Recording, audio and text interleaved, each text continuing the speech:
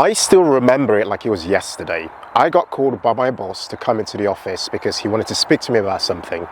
The minute I walked into the office, he sat me down and I was really nervous, and he said to me, "What is the humble penny?"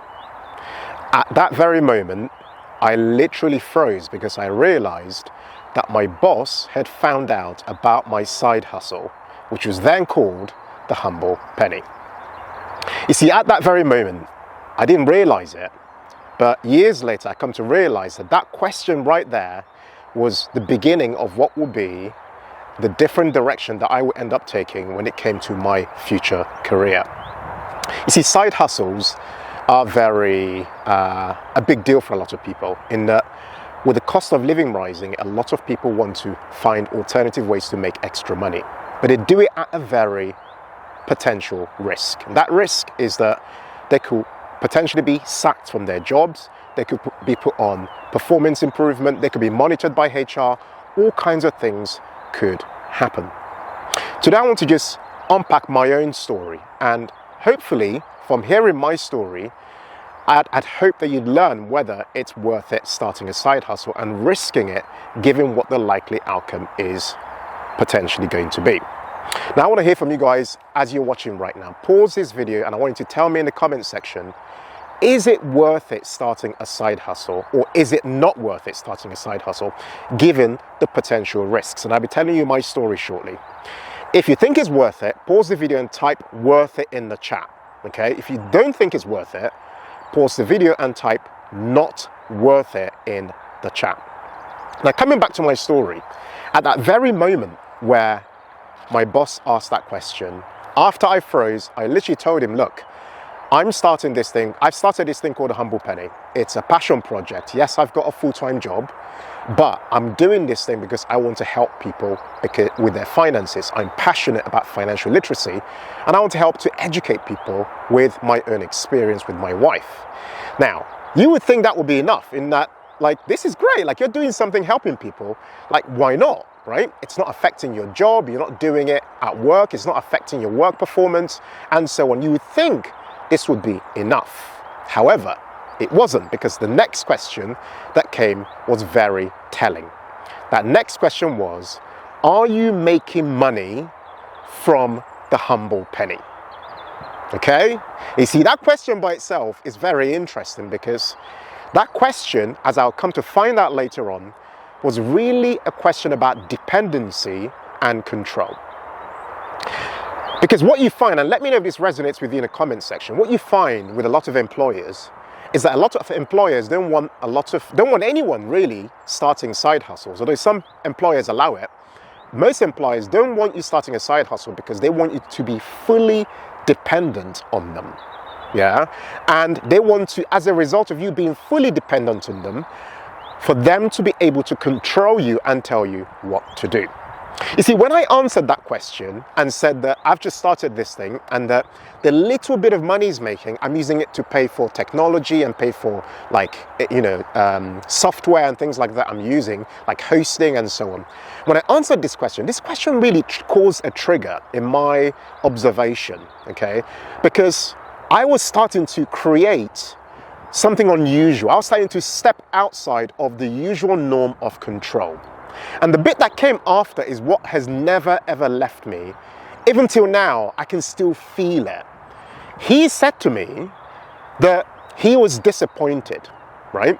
And this is the bit that, oh my God, when I think about it, he said, every moment I have outside my 9 to 5, every free time I have outside of my 9 to 5 job should be spent mentally thinking about how I can improve my 9 to 5 job. Effectively saying that if you have this job, though your contract says you work in 9 to 5, your responsibility is outside this job is not to take anything else up and to focus on thinking about your main job. Now, jump in the comments section and tell me what you actually think about that.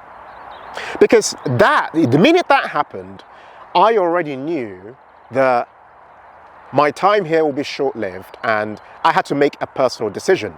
Do I carry on this side hustle at a risk, knowing that I might potentially even lose my job? Or do I completely give in and just bow down to the contract, bow down to the employer and do exactly what they wanted me to do. I carried on doing the side hustle, and without doing that side hustle, we wouldn't have what we have today. We wouldn't have ended up with the version of the humble penny, and I'll talk more about this as we go along, that we have today and all the impact that the work has had. Now, one thing I wanted to share in addition to the beginning, I want to look at my notes, by the way, because I've written some things just to guide me, is that in addition to this starting out, I then got put on like a monitoring thing where they'd keep an eye on you once in a while just to make sure that you are kind of abiding and, and what have you. Now, I got pulled aside after this event happened by another very senior individual in the organization I used to work for, and they said something very interesting to me. They said to me, have you ever heard of the saying, crabs in a bucket? And at that stage, I hadn't heard of it. But effectively what he was saying to me is that there's a mindset in the UK, and it applies to other Western nations, like I believe Australia also have this, and a few other places. But there's a mindset in the UK of crabs in a bucket, which is, imagine you've got a bucket full of crabs, yeah? And the crabs represent people. And one crab in that bucket tries to climb out of the bucket. It's trying to make its way out of the bucket. What normally happens is that the rest of the crabs in the bucket will stretch up and pull that crab back down into the bucket. What he was trying to tell me, and I'd come to learn this later, even more so, he was saying to me, Ken, you are doing this thing called a humble penny, and you've told a couple of your colleagues, yeah? And you think, because you've mentioned it to them, because you're learning and you're excited, you've mentioned it to them in private, you think that your colleagues are happy for you. But what you don't realize is that these colleagues, these same people who you drink your English breakfast tea with, you stand by the coffee machine, you have a chit chat with, these same people are not your friends. They're actually your competition. Their role when you're not here in the office, behind your back, they are pulling you back down. And I've never, ever forgotten it. And that's because a lot of the mindset in the UK is born out of scarcity thinking. We always think that when somebody else is progressing, they are taking something else away from us. And that's a poverty-driven mindset. And you see it across the UK. Spend some time watching the news or going on social media. You will see this mindset is prevalent everywhere. Let me know in the comment section if this resonates with you. So the reason I'm making this video today is because side hustles more than ever, think about back to COVID, have become even more important. As I mentioned, with the cost of living rising, a lot of people need to supplement their incomes. And also with the world of digitization, with AI and various other things taking over, there will be a lot of job displacement with a lot of people. And even the people who have jobs now, and I believe very strongly, only have a window of time over which they might be able to have that job and have something else in addition as a way to maybe kind of speed up the financial outcomes they might want in their lives. So side hustles have become very normal and will remain very normal until, of course, the future changes as AI begins to have more impact across our lives. So let me now share some examples from my own life in terms of what are some of the learnings I've picked up from my own experience, of going on this journey. And of course, as you know, had I listened to the person who I used to work with, my boss then, and shut down everything to do with Humble Penny, I would have literally shut down my own destiny, because I have a firm belief that when God wants to do something in your life, nothing can stop it. Like literally nothing can stop it. And I'm so happy that I carried on running my side hustle. And without it, I'm building my own table with my wife, Mary. And without it, I wouldn't be anywhere near where I am today, with everything that we're doing. So what are some of the lessons that I've learned on this journey? Let me share what those are. The very first lesson I've learned on the journey is the importance of having a plan B. In fact, I'd go as far as saying you should not only have a plan B, you should have a plan C, okay? Because if you are that sort of person who believes in putting all your eggs in one basket, by that I mean only betting on just the job that you have, I'm sorry to disappoint you, but you will come to look back and regret that decision. Because what you find over time is that you will either get pushed from that job, it's an inevitability, it will happen, or you will jump, right? Something will happen, there will be an event, there's no job for life. And with the way the world is going, if you don't have any options, you have a lot of problems. Like I was at a barbershop earlier today, and I love going to the barbershop because I learn so much. We get to chit chat about stuff. And one of the things we're talking about in the barbershop is the way the future of work is going, the way work is going more generally, is that when people get displaced from their jobs, it's taking them a lot longer to find another job. And in that period that they're trying to find another job, guess what doesn't disappear? Their mortgages, the debt they owe, doesn't disappear. The rent they have to pay doesn't disappear. Their bills don't disappear. The things they need to pay for, their lifestyle, doesn't disappear. Yes, they can dial down on certain things, but their commitments, their true commitments, do not go anywhere. And this is one of my biggest concerns when it comes to AI, for example. Yes, AI will create opportunities for people who already have certain things in place, like people like me or people like you who might have opportunities and things that you're building already. But for a lot of people, it might then create a challenge for them. And if they didn't have a plan B or a plan C, then there's a problem there because those bills are going to need to be paid. Take what's happening in the Middle East, for example. I'll use that as an example, right? You can see that we have a collision of events happening. We're having conflict happening, and at the same time, as a result of that conflict, we're having inflation starting to rise. And of course, when there's uncertainty around inflation remaining persistent or rising, interest rates start to rise. When interest rates rise or stay the same, that affects mortgages, that affects lots of other things, cost of borrowing and so on. There's second order effects of things that start to happen. My point is, in the first point is, you always need a plan B, yeah? Remember, I said it to you, you always need a plan B. The second point I want to make is that if you are going into a job, let's say you've got yourself a new job, yeah? And you're going into that job right now, I would be very upfront, if you're running a side hustle, be very upfront with an employer that you are running a side hustle. Make it a part of your contract. Make sure you agree with them that it's okay for you to run that side hustle. Even if you had to have a side agreement, make sure you have that side agreement in writing. Don't have it verbally.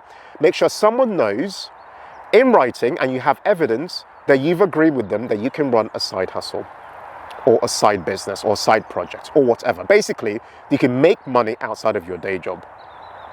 Now, let's say you are watching this right now and you already have a day job, yeah, and you also have a side hustle and you're concerned about it. What should you do? What I would do in your shoes is read your employment contract. Go and read it right now, find out what the employment contract says, and also look at what the culture is within your place of employment. Yeah, because some places might have in their contracts that says, no, we don't allow side hustles, but they might have a culture where they might allow certain things to actually happen. Yeah, so observe that culture and then respond as a result of it. That's my second point. My third point is, that's my third point. My fourth point is find yourself a good employment lawyer. Now, this is just in case, right? I've had to use an employment lawyer in my career, right?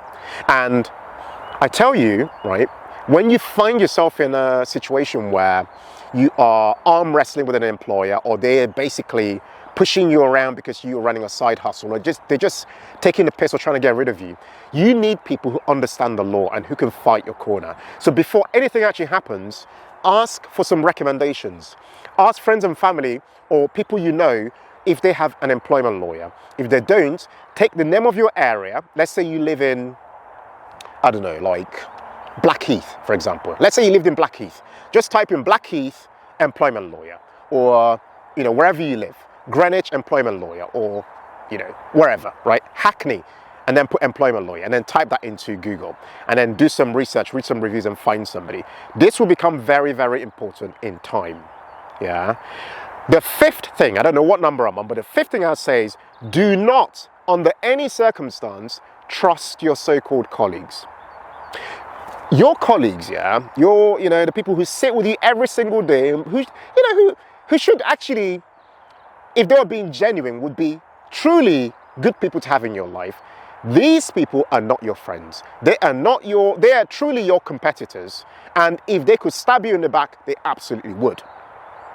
In fact, let me know in the comment section if you've had experiences of what I'm telling you, because I have. Yeah, and I'm not saying it theoretically. I've had employment places I've left. I can count on one hand how many people have stayed in touch with me since I've left various bits of employment. Yeah, I can count on one hand how many people have stayed in touch. Yeah, and that tells you all you need to know. Okay, and then the sixth and final thing I wanted to say is, obviously, and there's a seventh point, obviously do not use your work computer for anything to do with a side hustle. They track you. Think about it. In the age of AI, the software will even take a picture of you in 4K using your work computer to do your side hustle. Do not do it. Yeah. Make sure there's a complete separation between what you're doing with your side hustle and what you're doing for your job. So that way they don't have any evidence against you, basically. You want to make sure you are basically separating those things.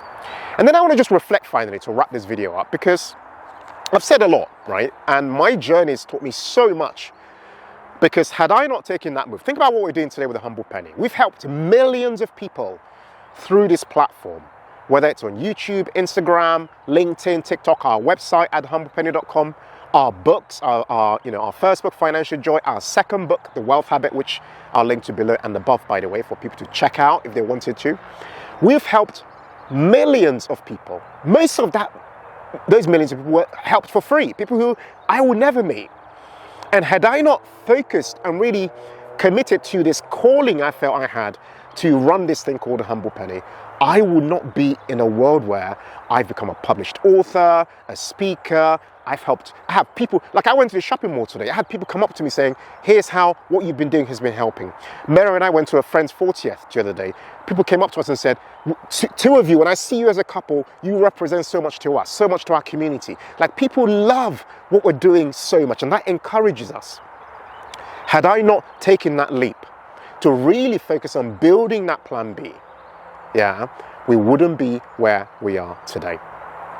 I really hope this video encourages you, because we're entering, in my view, a period of deep uncertainty in the world. You can see what's happening with the conflicts we're seeing. Then that would then escalate into our cost of living and start to hit people in their pockets. And of course, we have the shifting ground we have with AI and various other things that are happening. And of course, there's so much more with a lot of uncertainty in places like the UK and other Western countries, with so much happening from people being frustrated about life in various different ways. There's a lot that's happening. My point is, if there's a time to be creating a side hustle using your skill, using the technologies of today, being that person who's a net producer, who doesn't just consume stuff, who doesn't just watch videos, who doesn't just have analysis paralysis, who isn't just looking for perfection, if there's ever been a time, it's now, people. It's now. Get up. Use the tools we have. Don't let anybody tell you shouldn't be creating your own table or building your own table. Don't ever feel you need anyone to give you permission to create the life you want for yourself in the future. And don't let yourself be the person who stands in your own very way. I hope you've enjoyed today's video. Sorry, I'm very passionate about this topic, because I know that this topic has the possibility of creating a vastly different future for you if you actually took it seriously. Jump in the comment section. Let me know if you guys have any questions related to that. But beyond that, I'd recommend watching this next video over here titled, If You Have £5,000 in the Bank, Invest in These 5 Things. I think you're gonna really enjoy watching it. Thanks again for watching. Take care. Much love from Mary and I. Speak soon. Bye-bye.